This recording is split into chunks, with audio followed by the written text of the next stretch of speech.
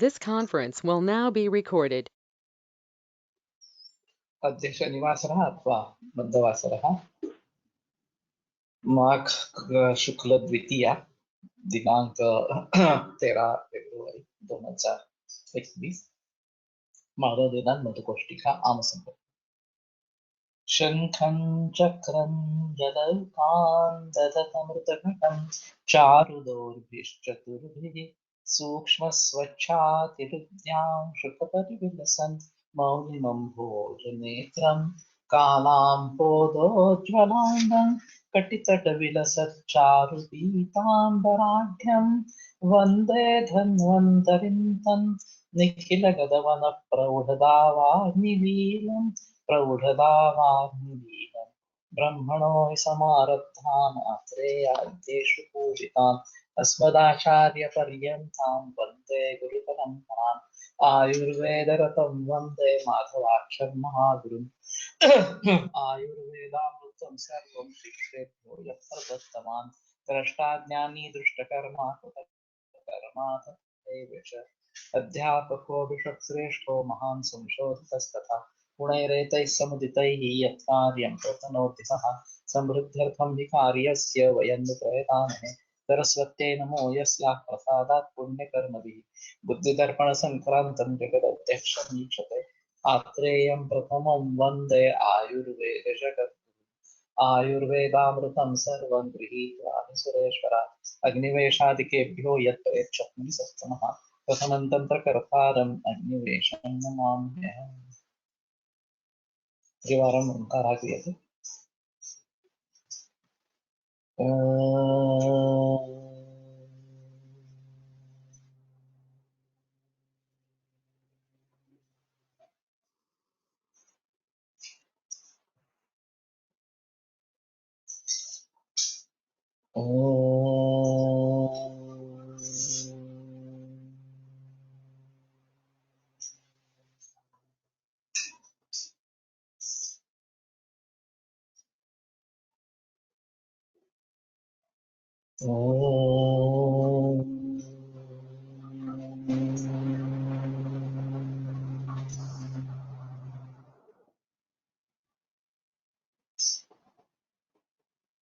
ओम शांति शांति शांति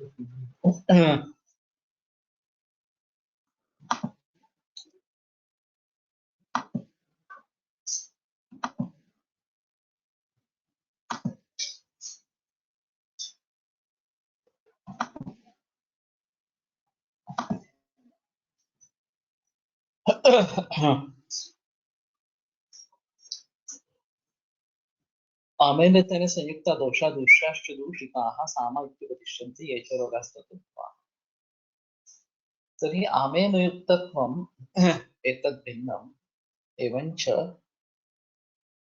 आमनिर्मितिः धातूनां आमनिर्मितिः अथवा आमधातूनां निर्मितिः एतत् भिन्नम्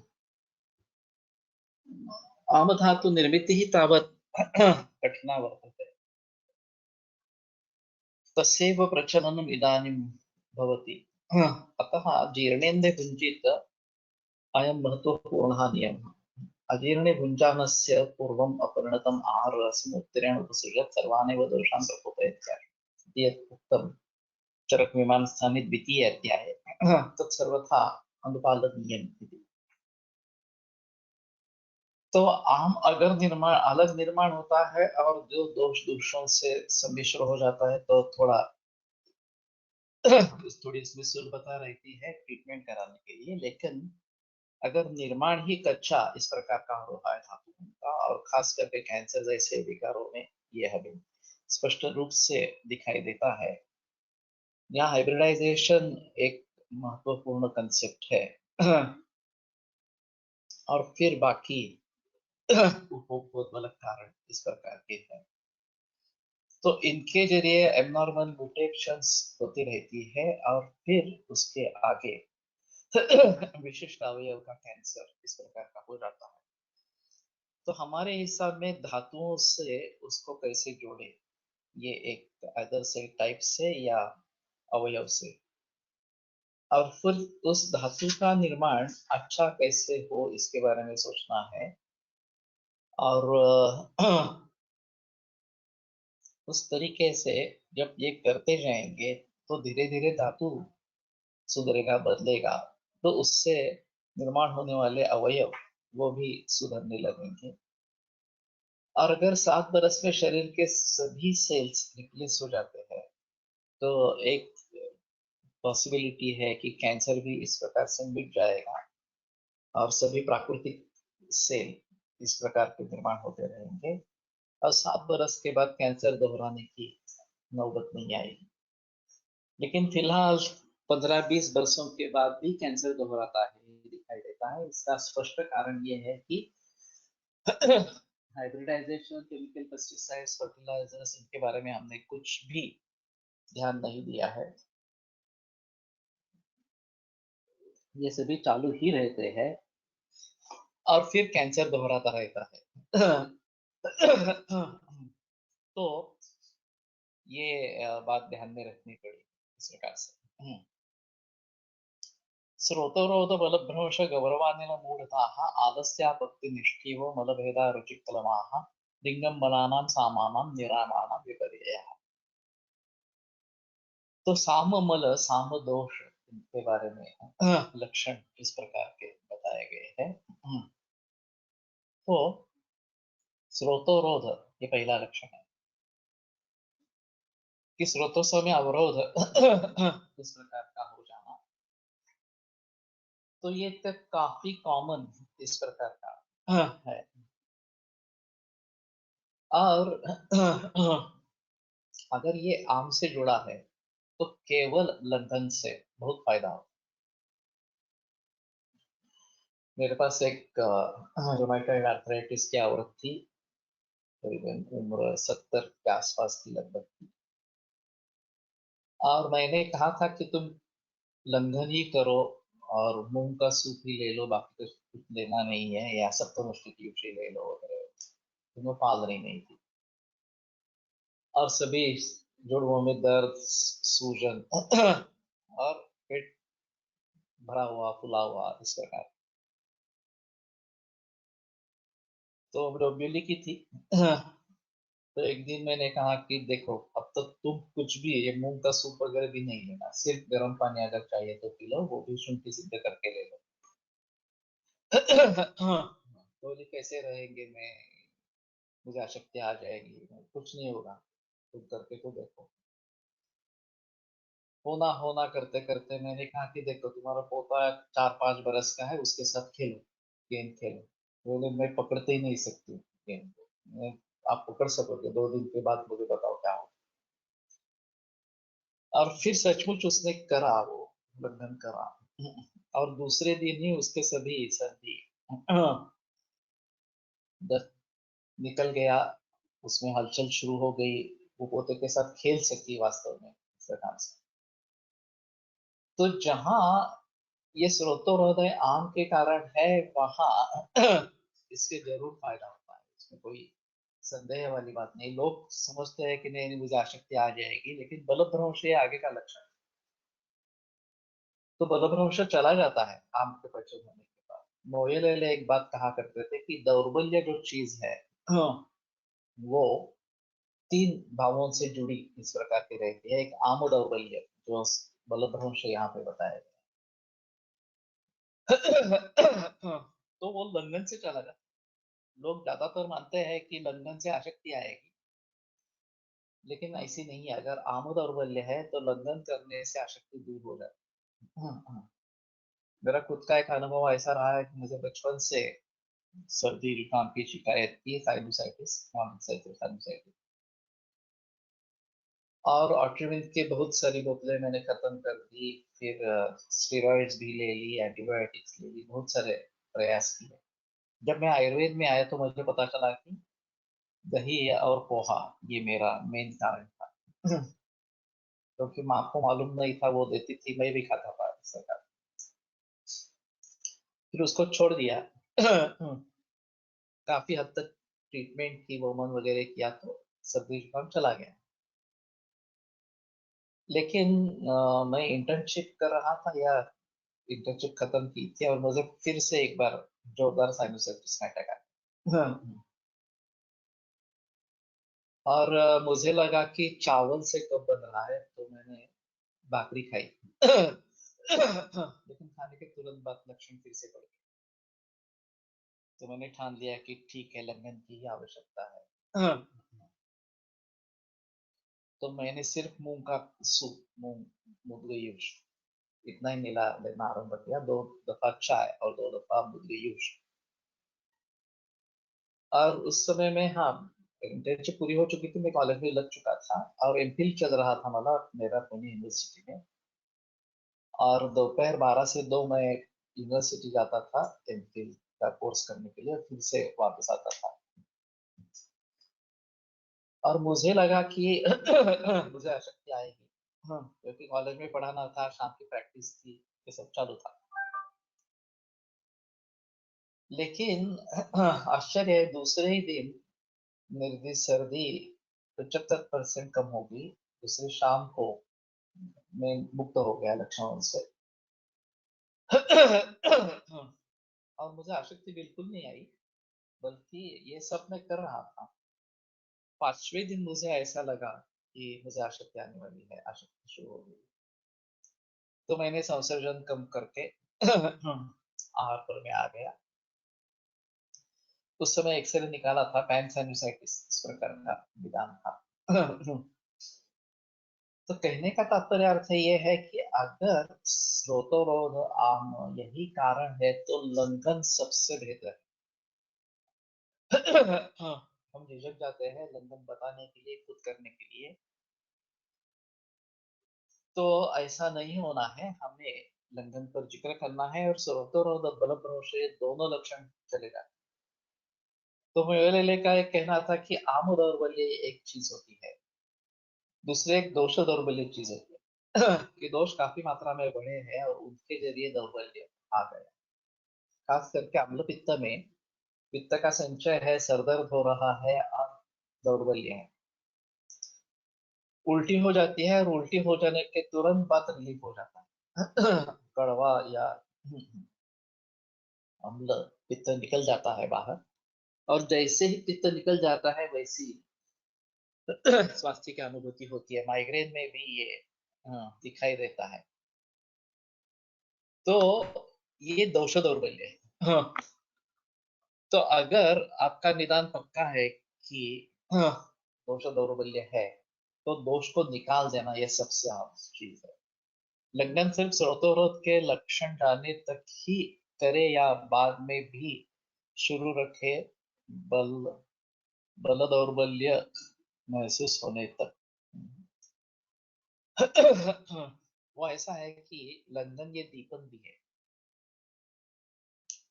शुरू में तो वो पाचन करेगा, हाँ, और फिर अग्नि बढ़ने लगेगा। ऐसा ही लंदन चलते रहेगी तो। और अग्नि बढ़ेगा तो अशक्ति आएगी, और आप खाना नहीं खा रहे तो अशक्ति आ रही। तो मैंने भी वही किया कि अशक्ति जब आ रही है, तो मैंने फिर संसर्जन कर दिया। ऐसा नहीं किया सीधा खाना खाना चालू किया, ऐसा नहीं। पीएम विले पे मैं कुर्तन कुर्तन चाहिए, इसी क्रम से मैं गया। और एक ही भी दवा उस समय में मैंने ली नहीं। ये केवल लंदन का परिणाम था। तो कहने का तात्पर्य अर्थ है कि अगर इस प्रकार के सामता है, तो लंघन सबसे है। स्रोतोरोध लक्षण रुग्णात कसे ओळखावे? वास्तव में ऐसा है कि ऐसी प्रतीति होती है कि सब जकड़ गया है इस प्रकार से, बंद है सब कुछ। प्रतिशय में खासकर 2 चीजें होती है, अमावस्था या पक्वावस्था, समझने के लिए।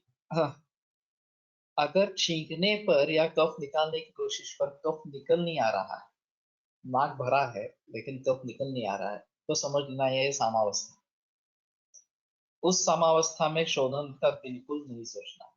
पाचन करे, सिर्फ लंघन करे, और फिर ऊपर से शुंठी का लेप लगाओ, या इसमें कपूर डालो, जाति फल लगाओ, दालचीनी लगाओ, जो भी आपको सूट करता है वो लगाओ। और जब कफस्राव होने लगे या छींकने पर कफ निकल आने लगे तो समझ लेना कि ठीक है, पक्वावस्था हो गई है दोष की, तो नस्य करो।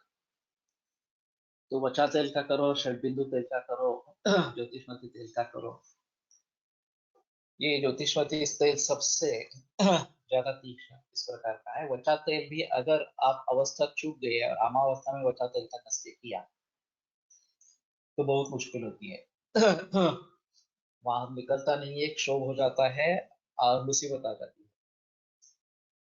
तो पहली चिकित्सा लंघन है, फिर उसमें दोषों का पाचन है और स्थानवी की भी पाचन करना है।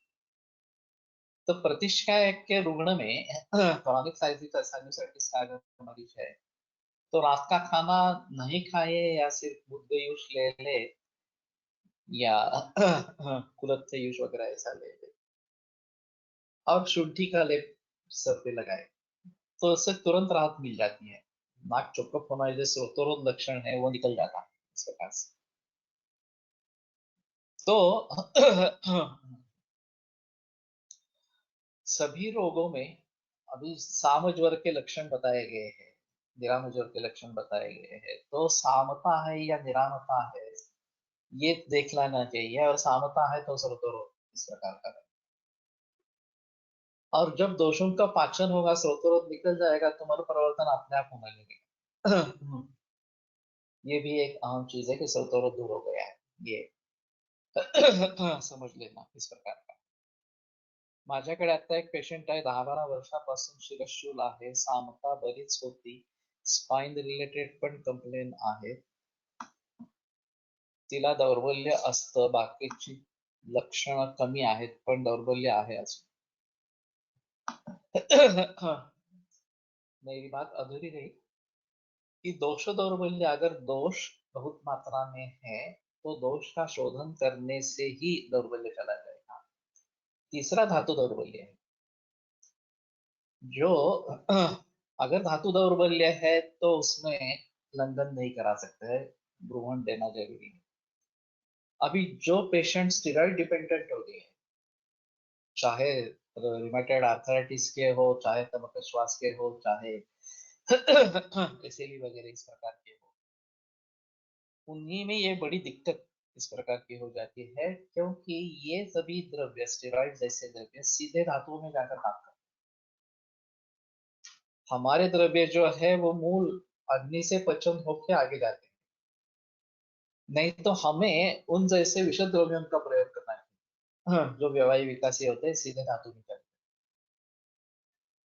मैंने एक अजीब अनुभव रॉबर्ट सोबोड़ा से सुना था। हाँ, कोई काश्मीरी वैद्य था, रुमेटॉइड आर्थराइटिस के लिए मशहूर था, और छोटी सी दवा देता था, लेकिन उसके साथ 1 किलो मक्खन खाना जरूर।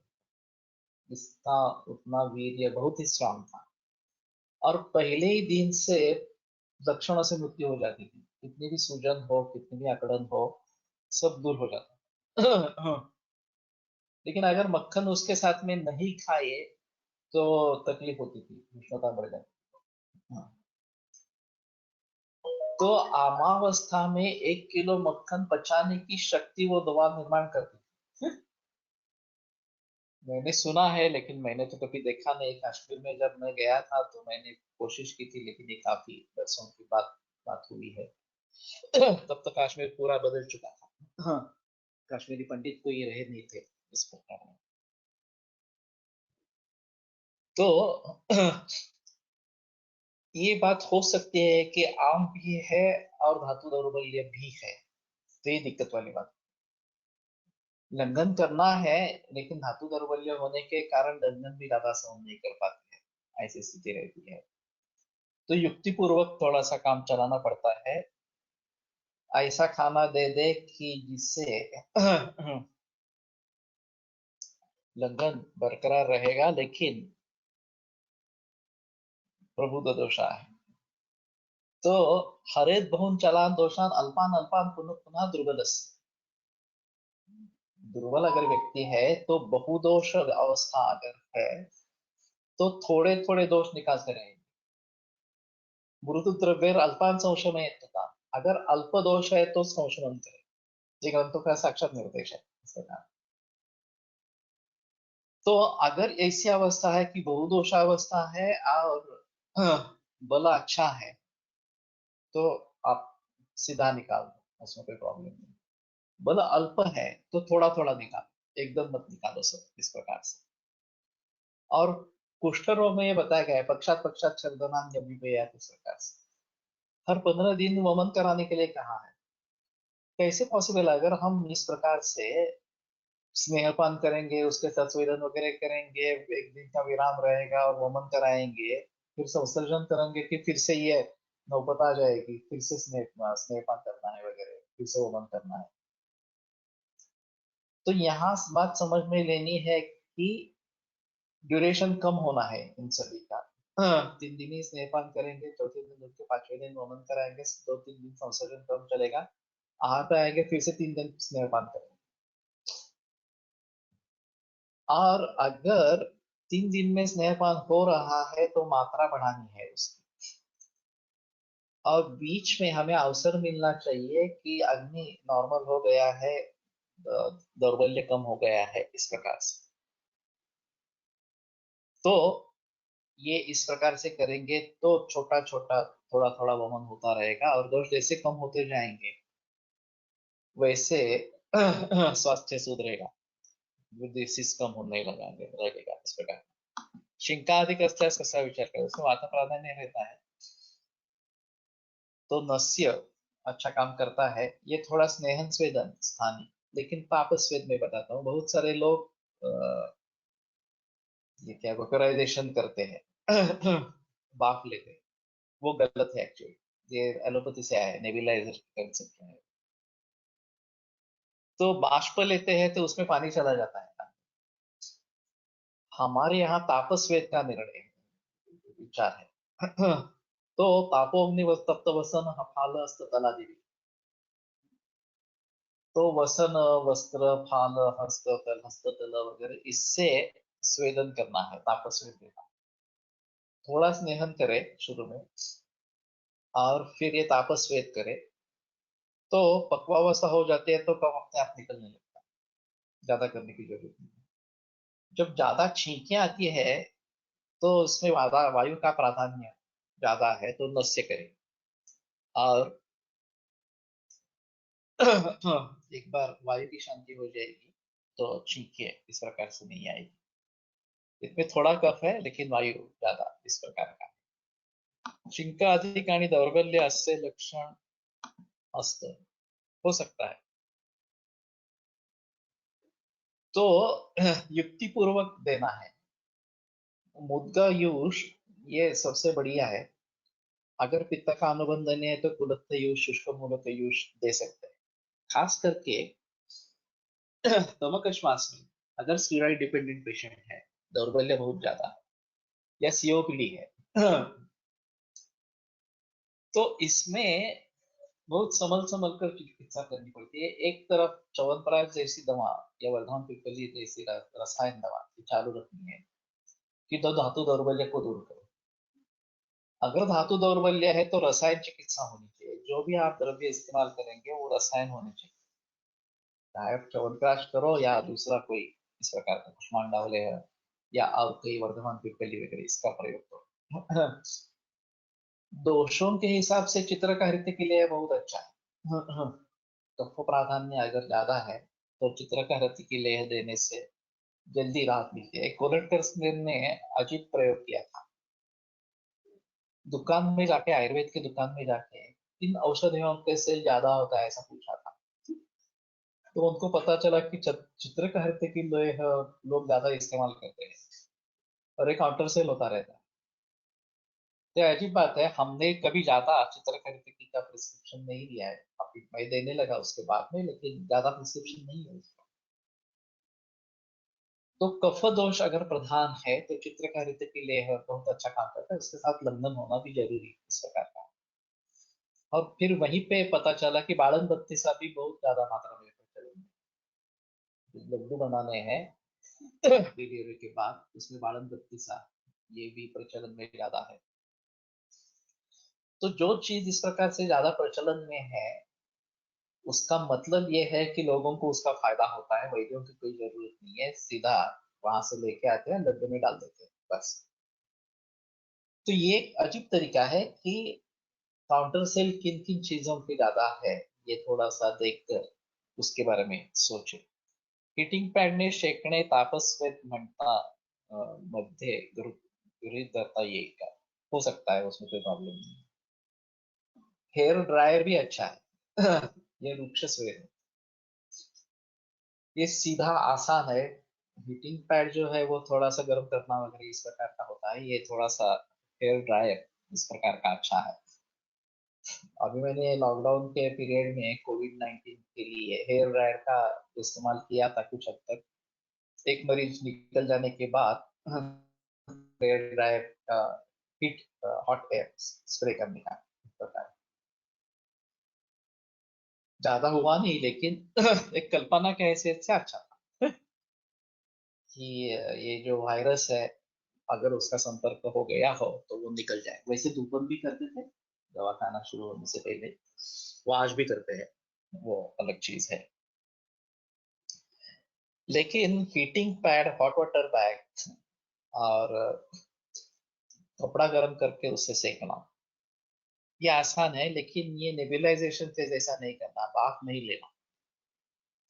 मैंने फिर क्षीर क्षीर धूम एक कंसेप्ट है कि दूध उबलता हुआ उसकी भाप लेना है, दशमूल वगैरह इस प्रकार का सिद्ध दूध। तो ये कोटकल से परंपरा है, गणेश भारती से मैंने देखी। तो लेकिन वो वात व्याधि में मैंने करी है, इसमें प्रतिशय वगैरह रोगों में नहीं। वैसे उसका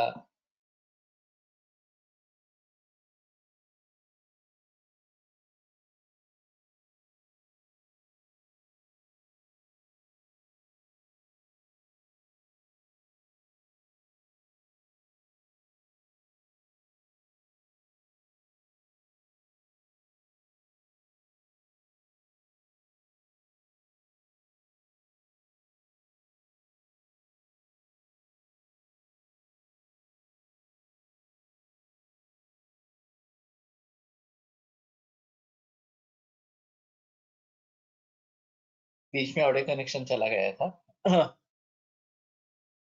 तो सही है कि अगर ज्यादा ही क्षोभ है तो नस्य से क्षोभ होगा। अगर निरामावस्था है तो प्रधमन नस्य भी कर सकते हैं, शुंठी का। त्वचा का उससे ज्यादा तीक्ष्ण है, लेकिन शुंठी का प्रधमन नस्य कर सकते हैं। और कभी कभी उससे तुरंत राहत मिल जाती है। सरदर्द बहुत है और सामावस्था नहीं है, पक्वावस्था है, चाहे वात प्राधान्य भी हो, तो शुंठी प्रथम नस्य करेंगे, तो तुरंत राहत उससे मिल जाती है इस प्रकार से। तो आम दौर्बल्य, दोष दौर्बल्य और धातु दौर्बल्य, ये तीन अलग अलग चीजें हैं, इनका कॉम्बिनेशन भी हो सकता है। आम दौर्बल्य है, दोष दौर्बल्य भी उसके साथ में है। तो पहले पाचन, लंघन पाचन, और लंघन पाचन होने के बाद शोधन, इस प्रकार। दोष दौर्बल्य है और उसके साथ में धातु दौर्बल्य भी है, तो अल्प अल्प तरीके से थोड़ा थोड़ा निकालते रहेंगे इस प्रकार से। आम दौर्बल्य और धातु दौर्बल्य ये स्टीरॉइड डिपेंडेंट पेशेंट्स में दिखाई देता है। आम भी होता है, धातु दौर्बल्य भी होता है। तो उनमें दिक्कत आती है। हाँ, तो एक तरीके से थोड़ा थोड़ा लंघन करते रहना, पाचन करते रहना, और दूसरी तरीके से रसायन औषधों का प्रयोग करते रहना। वर्तमान पिप्पली वगैरह ऐसे जो रसायन है, हाँ, उनका प्रयोग, या वर्तमान गुरुचि सिद्ध क्षीर, ये अभी हम करते हैं सभी कैंसर में गुरुचि सुवर्ण सिद्ध क्षीर इस प्रकार से। नहीं तो लोगों को सुवर्ण सिद्ध क्षीर बनाने के लिए कहते हैं, और यहाँ से कल्प देते हैं जो गुरुचि अनंता दुर्वा इस प्रकार का कल्प। तो एक तरीके से हमें व्यवायी विकासी ये जो गुणधर्म है विषय के, उसके विपरीत काम करना है। और वैसे विष और दूध, ये दोनों परस्पर अपोजिट इस प्रकार के हैं। तो ये विष ओज का नाश करने वाला और दूध ओज को बढ़ावा देने वाला इस प्रकार का। मद्यपान में खास करके इसके बारे में विशेष निर्देश इस प्रकार का है और मद्य खुद व्यवहारिक विकास ये है यथातर्फे गुण और निष्ठा सर्वमध्य गुणाधिकार ये बताया गया है। और उसमें एक ऐसी स्थिति रहती है कि व्यवहारिक विकास ही ये मद्य के गुणधर्म है जिनका भलीभांति हम प्रयोग कर सकते। तो ऐसी अवस्था में विभिन्न मद्य या औषध सिद्ध मद्य ये अगर हम करेंगे तो ज्यादा फायदा इस प्रकार का है। खेड्यात प्रतीक्षामध्ये तपकीर ओढतात नाकाने ते प्रथमानंदस्य सारखे काम करत असेल का? येस, प्रथमानंदस्य जैसा काम करते। लेकिन इसमें भी ऐसा है कि सामावस्था नहीं होनी है, सामावस्था होगी तो ये तकलीफ करेगा इस प्रकार से।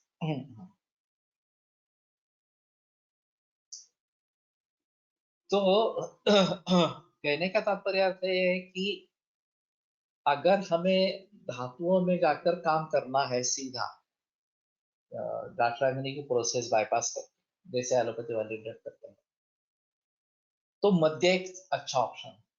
आशा वरिष्ठ इस प्रकार से उनका प्रयोग करे तो ये अच्छा होता है।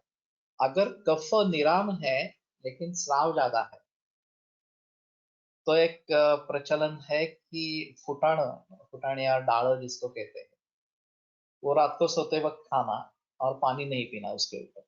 हाँ, तो ये कफ को शोषण कर लेता है, कफ का शोषण कर लेता है और प्रतिशय जल्दी कम हो जाता है। तपकिरे काय द्रव्य है, तो तंबाकू का अंश रहता है वास्तव में। कुछ सेंट्स वगैरह ऐसे डालते हैं और ये सूंघने के हिसाब से ही किया जाता है। एक बार देखना पड़ेगा वास्तव में किस प्रकार का है। तो ये छोटी छोटी बातें हैं कि आम कफ धातु दौर्बल्य दोष दौर्बल्य इन सभी के बारे में सोचकर अगर चिकित्सा की जाती है हाँ तो बहुत फायदेमंद होती है। मेरे प्रैक्टिस के शुरुआत में तमक श्वास के पेशेंट बहुत ज्यादा रेगुलर वमन देता था। और वमन देने से और बीच में ये वर्धमान पित्तली रसायन च्यवनप्राश वगैरह ऐसे लेते रहने से काफी मरीज रोगमुक्त हो गए। तमक श्वास वास्तव में तमक श्वास एक बरस के बाद असाध्य बताया गया लेकिन ये मूल रूप से प्रतिशय के मरीज रहते हैं और प्रतिशय रथो कासा कासा चल जाते क्षया या कासवृद्ध्या भवे श्वासा। ये इस प्रकार की स्थिति हो सकती है। तो मूल रोग की अगर चिकित्सा हो जाए प्रतिशय की तो तमक श्वास ठीक होता है। परहेज तो करना ही पड़ता है, वो अलग चीज इस प्रकार की नहीं। लेकिन जैसे कैंसर के पेशेंट्स बढ़ने लगे वो ऐसे तमक श्वास कम हो गया, फिर बाद में कुछ सीओपीडी के पेशेंट्स आते रहे, वो अभी भी आते हैं। और स्टेरॉइड डिपेंडेंट पेशेंट्स अभी जो है वो आमवाद के स्टेरॉइड डिपेंडेंट पेशेंट्स एसिलिक वगैरह ऑटो इम्यून डिसऑर्डर्स के स्टेरॉइड डिपेंडेंट पेशेंट या फिर तमक श्वास वगैरह वाले या रोमेटॉइड आर्थराइटिस वाले सोरियासिस वाले स्टेरॉइड डिपेंडेंट पेशेंट। तो ये काफी दिक्कत वाली बात है। एक बार स्टेरॉइड डिपेंडेंट हो गए तो हमारे द्रव्य काम नहीं करते। तो और झट आराम की आदत बन जाती है पेशेंट के लिए। उसको चाहिए कि उसी प्रकार का आराम उस औषधि आयुर्वेदिक औषधि से मिले, कुछ भी परहेज न रखते। तो ये मानसिकता बदलना भी काफी मुश्किल इस प्रकार का होता है। लेकिन ठीक है, वही सही रास्ता है। स्टेरॉइड्स लेते रहना ये तो रास्ता है ही नहीं। तो इन सभी के बारे में सोचकर ये आम दौर्बल्य दोष दौर्बल्य धातु दौर्बल्य हाँ ये क्लासिफिकेशन अच्छा है। ये सीधा एक जगह पे नहीं है। मोरेलेले ने सभी से जगह से संदर्भ इकट्ठा करके इसके बारे में बहस की थी। तो ये एक अहम चीज इस प्रकार की रहेगी। और धातु दौर्बल्य के लिए रसायन चिकित्सा ही चाहिए। अब ये कोविड-19 में भी अशक्तिय लक्षण बहुत मरीजों में था। बहुत कमाल की आशक्ति इस प्रकार से। अब उसको कैसे निपटारा करे, ये एक बड़ी चीज थी। अगर अग्नि अच्छा है तो फिर भी हम कुष्मांड रसायन या च्यवनप्राश वगैरह इस प्रकार का इस्तेमाल कर सकते हैं। लेकिन अगर अग्नि भी अच्छा नहीं है तो नौबत है, इस प्रकार से इसको ट्रीट करें। एक तरीके से लंघन देना है, दूसरी तरीके से रसायन देना है इस प्रकार से। और ये रसायन भी शरीर उसका, अग्नि उसका पचन कर सके, इसी प्रकार का होना चाहिए। तो मुझे भी ये काफी दिक्कतें हुई है इस प्रकार से। जब धातु दौर्बल्य ज्यादा है तो। आम दौर्बल्य म्हणजे काय सर? मैंने शुरू में ही बताया था ना, ये आम के कारण होने वाला दौर्बल्य, स्रोतोरोध बलभ्रंश, ये लक्षण है आम का। तो बलभ्रंश ऐसा है वहां पे लक्षण जो दिया गया है। और आम का पाचन होने पर ये बलभ्रंश निकल जाता है, बल मिलता है आदमी को। जो हम समझते हैं कि लंघन करने से आशक्ति आ जाएगी, वो नहीं होती, उल्टा बल मिलता है। तो ये तपकीर से अच्छा ऐसे ही नासिका चूर्ण सहस्त्र योग का उपलब्ध है। नासिका चूर्ण, ओके। तो ठीक है, देखना चाहिए। ये थोड़ा सा शिरोविरेचन इस तरीके का है। और अपावर्ग तंडुल ये अध्याय की शुरुआत ही शिरोविरेचन द्रव्य से इस प्रकार से हुई है।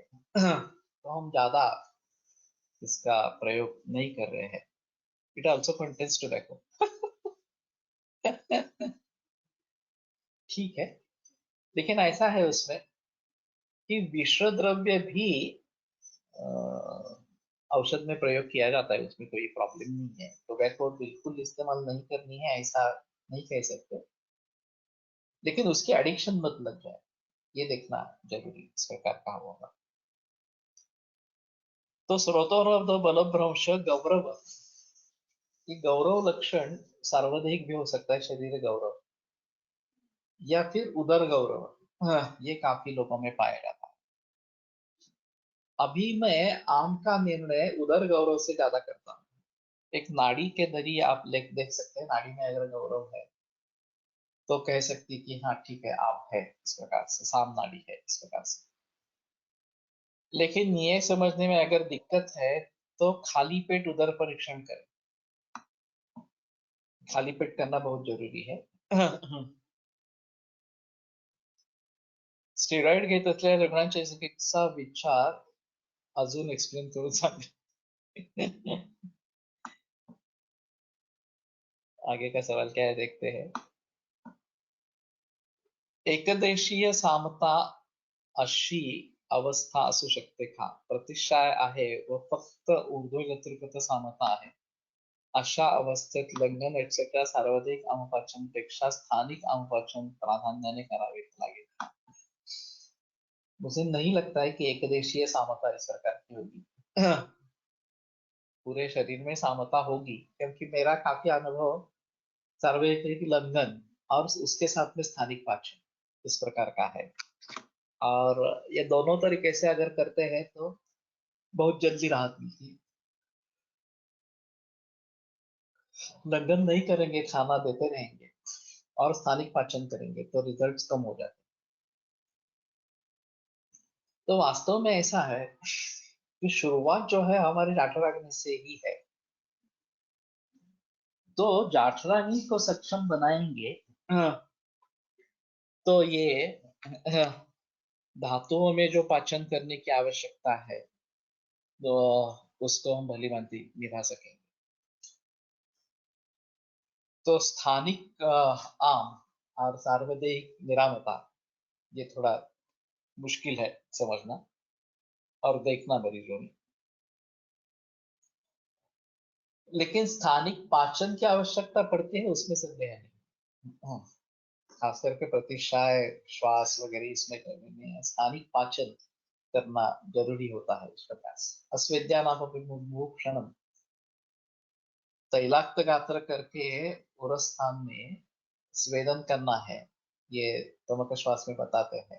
तैरस्य ग्रथित श्लेष्मा विलीना, उसका जो ग्रथित इस प्रकार का कफ है वो विलीन इस प्रकार का हो जाता है और फिर सुख से बाहर निकाला जाता है। निष्ठुत अंत्य क्षणम सुखी, कि जब कफ निकल जाता है, स्रोतों दूर हो जाता है, तो क्षणम सुखी, उसको एक क्षण में सुख या क्षण के लिए सुख इस प्रकार का प्राप्त हो जाता है। और स्टेरॉइड डिपेंडेंट तमक श्वास के अगर पेशेंट्स है तो बहुत धीरे धीरे स्टेरॉइड का डोज कम करते रहना, परहेज चालू रखना, रसायन चिकित्सा चालू रखना, और फिर रोग से मुक्ति इस प्रकार की हो। एकदम बंद नहीं कर सकते स्टेरॉइड्स, किसी भी मरीज में किसी भी हालत में एकदम स्टेरॉइड बंद करने की चेष्टा मत करना, ये बड़ी भूल है। तो वो बहुत धीरे धीरे से ही उसकी चिकित्सा कम करनी पड़ती है। प्रतिष्ठा चिकित्सेमध्ये दती डाळिंब साधित युष यवागू यांचा वापर आलाय, याचे याच्याने प्रतिष्ठाय पक्व व्हायला मदत होते। सही है। इसमें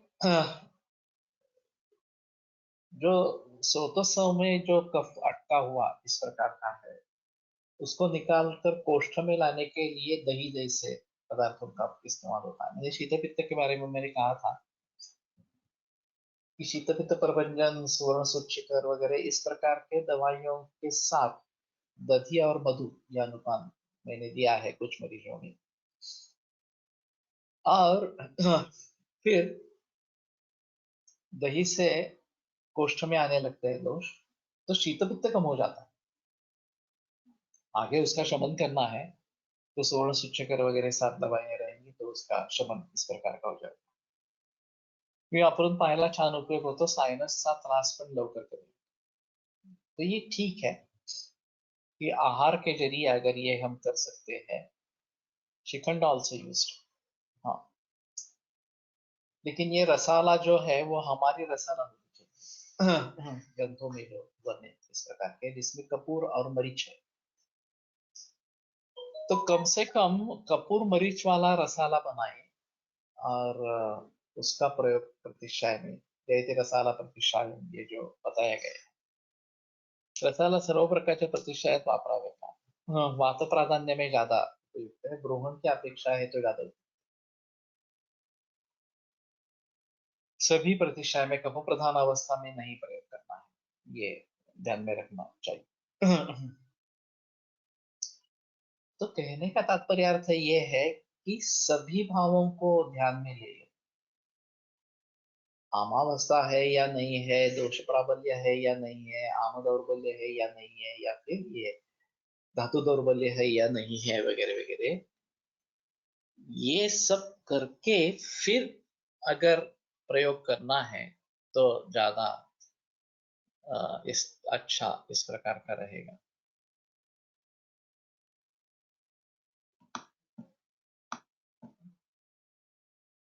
सर्वेषु पिनसेष्वादौ निवाता गार्गो भवेत्, बचेत गार्गो भवेत् है।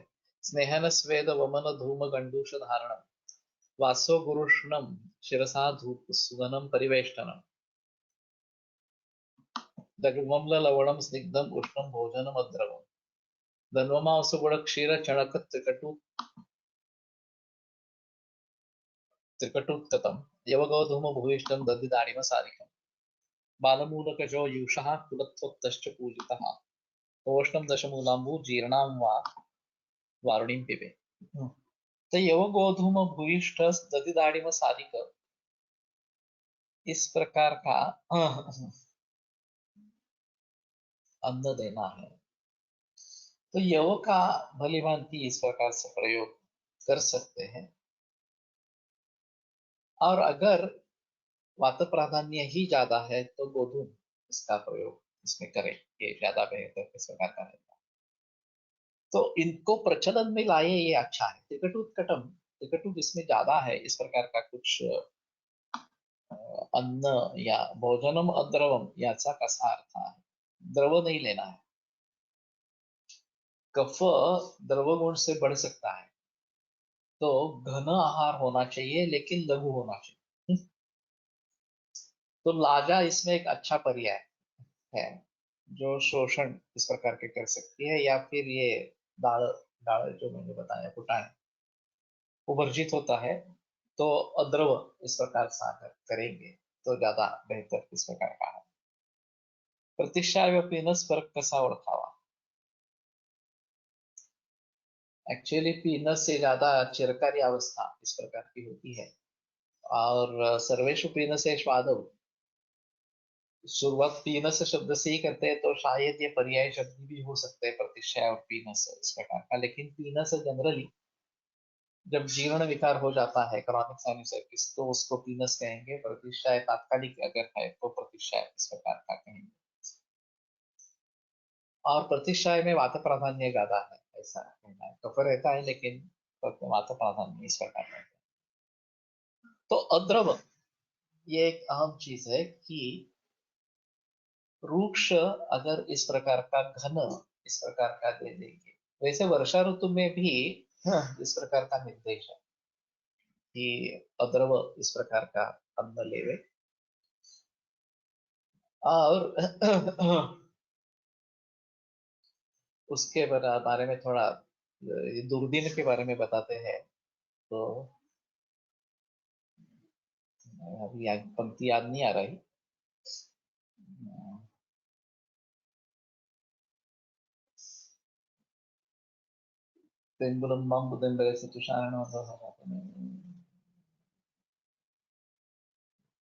ठीक है, एक बार देखो। Nasal polyp that also in बालरुग्ण it take much more effect for रिझॉल्विंग।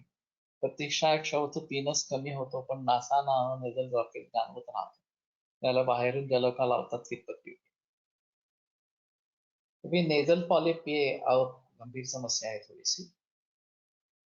और दूसरे, उसमें अगर मेद धातु का संचय इस प्रकार हो जाता तो ये ज्यादा दिक्कत वाली बात होती है। तो उसमें अर्श चिकित्सा करनी चाहिए। वैसे अर्श गुदा में ज्यादा प्रचलन है, लेकिन नासार्श के बारे में भी निर्देश है, कर्णार्श के बारे में भी निर्देश है, यज्ञर्श के बारे में भी निर्देश है इस प्रकार से। और उसको अर्श संप्राप्ति समझकर ट्रीटमेंट करनी है। तो सूरण वटक या कांकायन गुटी या फिर ताप्यादी लोह, इनका प्रयोग अगर करेंगे तो ज्यादा बेहतर है। और अगर ये मेद इतना संचित है कि वो तो नस्य वगैरह से निकलने वाला नहीं, क्षार तेल का कुछ हद तक परिणाम हो सकता है नाक में डालने से। और नहीं तो लंघन पाचन इस प्रकार का करते रहेंगे।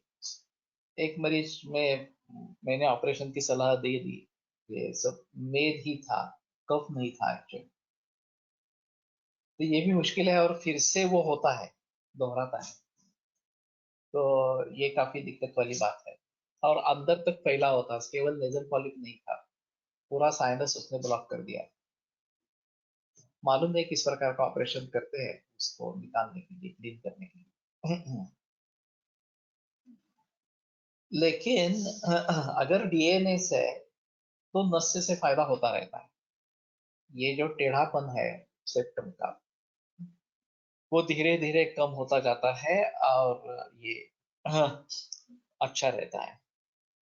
नेझल पॉलिप मध्ये भल्लादकर तेल क्षार प्रतिसारण चांगला उपयोग होतो, लेकिन वो सिर्फ वो पॉलिप पे लगना चाहिए। जलोकावचरण, जैसे अर्श में हम जलोकावचरण करते हैं, उसी प्रकार से जलोकावचरण कर सकते हैं। लेकिन जलोकावचरण अशुद्ध रक्त को निकालने वाला है। अगर ये मांस मेद दोषास्तोम मांस मेदांसी, ये अर्श की संप्राप्ति, और इस प्रकार के नेजल पॉलिप में मांस मेद का संबंध ज्यादा है, तो सिर्फ रक्त की चिकित्सा करने से फायदा नहीं होगा। जैसे मैंने बताया कि अर्श की चिकित्सा करनी है, उसमें अधिकरण ही अलग है। तो वो अगर भली भांति कर पाते हैं तो राहत मिलती है। नासार्श तैल also use for application ABS below 5। वो तो घृतकाइन से बताते हैं। बच्चों में, बालकों में। और जायफल का घी में लेप बना, तो सीधा भी नहीं, शुंठी का तो नहीं करना है, लेकिन जायफल का घी में घिस कर लेप लगाना बालकों में ये आवश्यक होता है। और सीने पे, पीठ पे भी घी में जायफल घिस के लेप लगाने से अच्छा होता है। लेकिन ऐसा है उसमें कि नेजल पॉलिप अंदर तक स्प्रेड इस प्रकार का है, वो सीटी स्कैन करवाने से पता चलता है। और फिर उसके लिए काफी दिक्कत होती है, क्योंकि ये इतना आसान नहीं है, इतना जल्दी तो ठीक होने वाला नहीं है। और प्रतिशायद ऐसा नहीं है, छींकने पर या निकालने की कोशिश करने में कुछ भी नहीं आएगा, लेकिन भरा हुआ तो है। तो जैसे मैंने कहा कि अर्श की चिकित्सा ही देखे इसमें। शिखारी तैल by SDM also useful for the same। शिखारी, ऐसा ही नाम है क्या, शिखारी? बचा तेल ओपी की पढ़े लिखा है। हाँ, कुछ हद तक होगा, क्योंकि बचा लेखनीय भी है। अपामार्ग शिखरी, शिखरी तेल, हाँ, ओके, शिखरी तेल, तो ठीक है। तो वैसे शोधन करने वाला है, और शिरस शोधन के लिए अच्छा है। तो मेरे ख्याल में इन सभी का प्रयोग सोच समझ कर इस प्रकार का करना है। ज्यादा पेशेंट इसके नहीं रहते, ज्यादा पेशेंट तो प्रतिशय के ही रहते हैं, लेकिन ऐसे भी होते हैं। तो इसके बारे में थोड़ा सोचना इस प्रकार का पड़ेगा।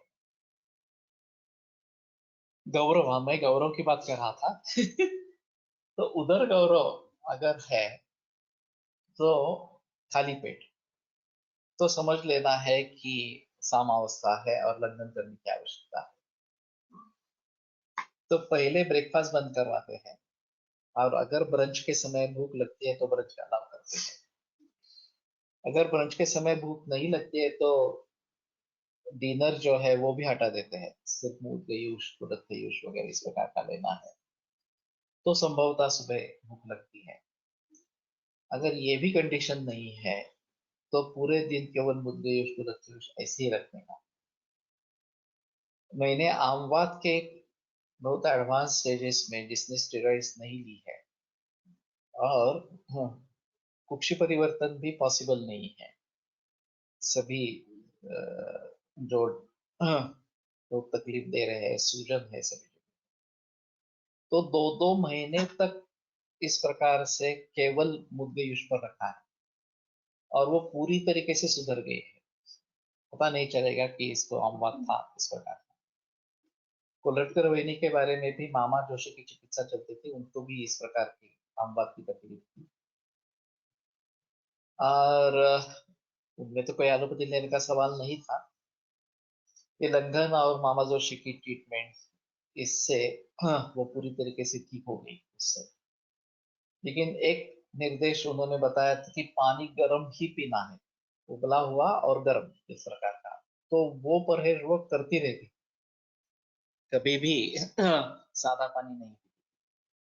तो मामा ने उस समय ऐसे बताया था कि नहीं, पानी उबला हुआ और पीते वक्त गर्म ही होना चाहिए इस प्रकार का। डीएनएस असताना कोणत्या तेलाचा वापर नसल्यासाठी रेग्युलरली करावा? अणु तेल या षटबिंदु तेल भी अच्छा है। सहचर तेल का कुछ हद तक इस्तेमाल इसमें हो सकता है, ये एक आम चीज इस प्रकार की रहेगी, जो क्षरण इस प्रकार की जाति का है। तो उसके बारे में सोच सकते हैं। लोकल एप्लीकेशन से भी चलेगा, जिन बस से भी ठीक है। लोकल एप्लीकेशन अगर सिर्फ लगाते रहते हैं, सहचर तेल का भी, या क्षार तेल वगैरह आप हमारा, लेकिन डीएनएस में वो पॉलिप में ज्यादा अच्छा है। डीएनएस में सिर्फ लोकल लगाने से फायदा होगा, लेकिन मैंने नशे ही किया है, और धीरे धीरे ये कम हो जाता है, और ये सरल हो जाता है। जो सेप्टम है वो सरल हो जाता है, ये देखा है काफी मरीजों में। तो इस तरीके से अगर इस्तेमाल करते रहेंगे तो ज्यादा अच्छा है। तो बलभ्रंश गौरव, ये दूसरी अहम चीज इस प्रकार की है। और इस प्रकार का गौरव है तो लंघन सबसे अच्छा कारीगर इस प्रकार का होता है। अनिल मूढ़ता, वायु का स्तब्ध हो जाना, आत्मान इस प्रकार की होती है। तो बहुत सारे कॉन्स्टिपेशन वाले पेशेंट्स में पचन नहीं होना यही सबसे आम चीज होती है। अगर पचन होने लगता है तो अपने आप द्रव्य बाहर निकलने लगते हैं। तो इस प्रकार का आत्मान गौरव अगर है तो सबसे अहम लंघन यही चिकित्सा है। और फिर उसको करें, मांसोपाचक का उपयोग हो सकता है। डीएनएस के बजाय पॉलिप में होगा ज्यादा। तो मांस मेदाओं से अगर ये अर्श में दूष्य है तो मांसोपाचक मेदोयोग इस प्रकार का प्रयोग जरूर कर सकते हैं। डीएनएस में ये जो बीच वाला है वो कार्टिलेज जैसा है। और उसका धातुपटी तत्व क्या है ये थोड़ा देखना पड़ेगा कि मांसोपाचक का प्रयोग करना है या दूसरा किसी चीज का प्रयोग इस प्रकार से करना है। अनिल मूढ़ता, आलस्य। तो ये आलस्य एक लक्षण है। शक्तस्यापि कर्मणि अनुत्साह आलस्य, इस प्रकार की व्याख्या बताई गई है कि शक्त है लेकिन कर्म के लिए उत्साह नहीं है इस प्रकार का, तो ये आलस इस प्रकार का कहा जाता है। ये भी आपके कारण हम्म? नाही, मग त्याला आलस्य नाही म्हणायचं.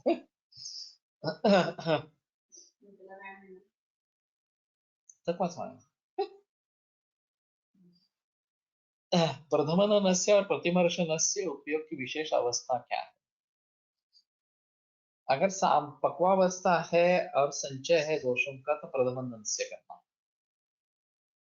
और प्रतिमर्शनस्य वास्तव में जीर्ण प्रतिष्ठा वगैरह में नहीं करना है ऐसा कहना।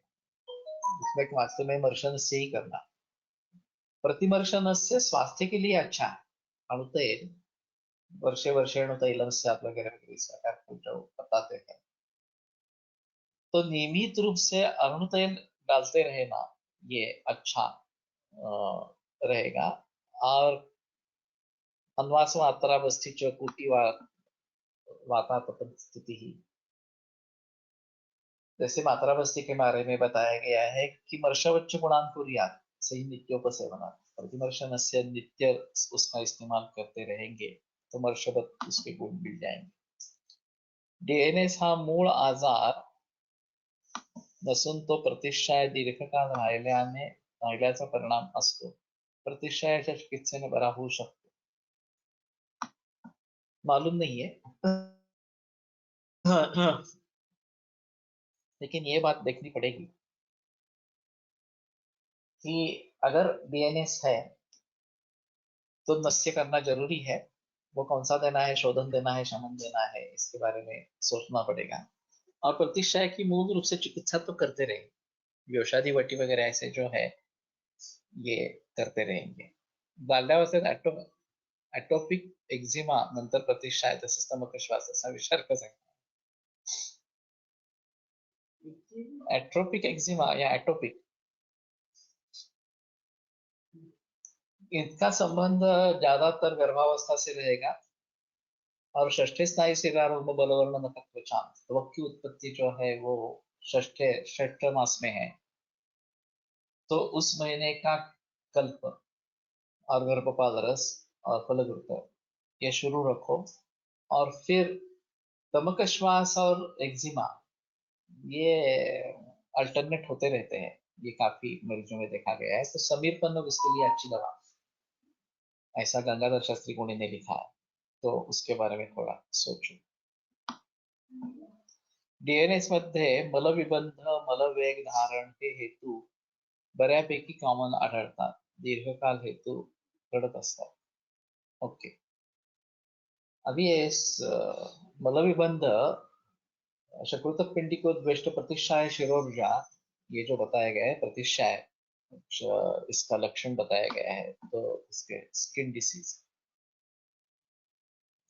का है एट्रोपिक स्किन डिसीज में एट्रोपिक या एट्रोपिक, ये थोड़ा सा मुझे संदेह था। ठीक है, आज रुकते हैं, अगले गुरुवार को फिर से सिलसिला चालू रहेगा।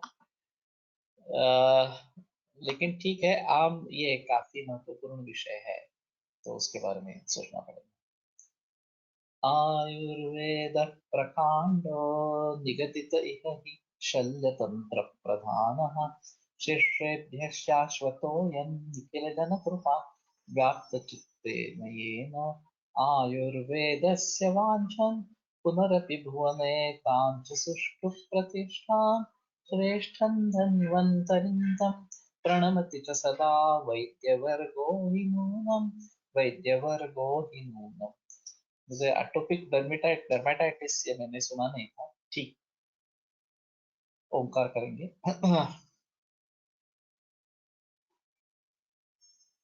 ओम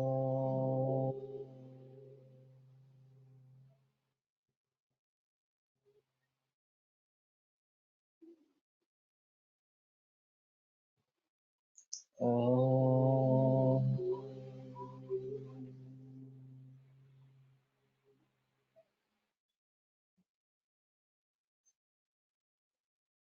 ओम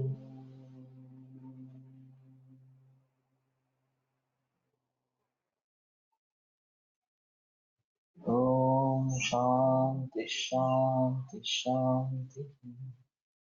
विरमते व्याख्यानकार सोमवासरे पुनर्मिलिष्यामः।